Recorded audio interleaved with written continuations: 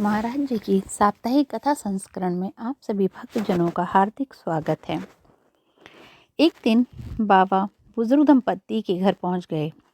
उनका बेटा ब्रिटिश सेना में था और द्वितीय विश्व युद्ध में बर्मा फ्रंट पर तैनात था। दंपति के घर बाबा पहुंचे और कहा कि रात में मैं यहीं रुकूंगा।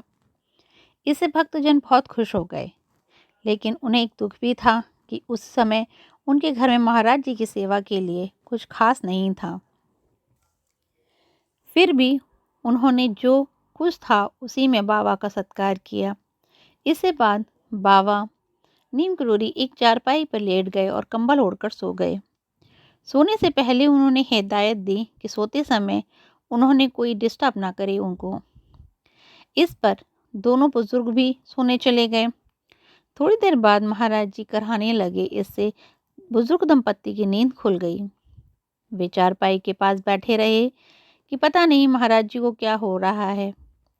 उन्हें ऐसा लग रहा था कि जैसे महाराज जी को कोई मार रहा है। सुबह बाबा उठे और कंबल को बुजुर्ग को देते हुए कहा कि इसे गंगा में बहा देना, पर इसे खोलकर नहीं देखना।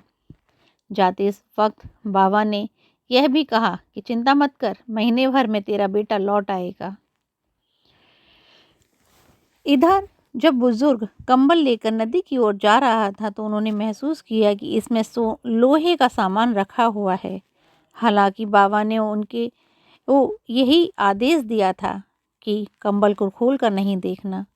अतः उन्होंने वैसा ही किया जैसा कि बाबा ने आदेश दिया था।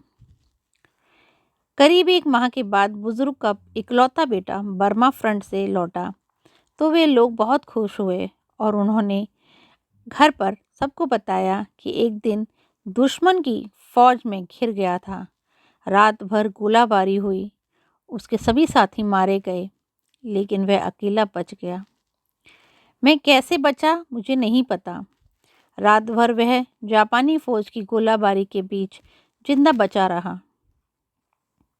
भोर में जब और अधिक ब्रिटिश सैनिक आए तो उसकी जान बचाई। ये वही रात थी जिस दिन महाराज जी उस दंपत्ति के घर रुके थे। भक्तों का मानना है कि बाबा ही थे जो सैनिकों को बचा रहे थे। मनोवैज्ञानिक रिचर्ड एप्पल भी बाबा से मिलने आए और बाद में उनके भक्त रामदास बन गए थे। बोलो नीम करोरी महाराज की जय।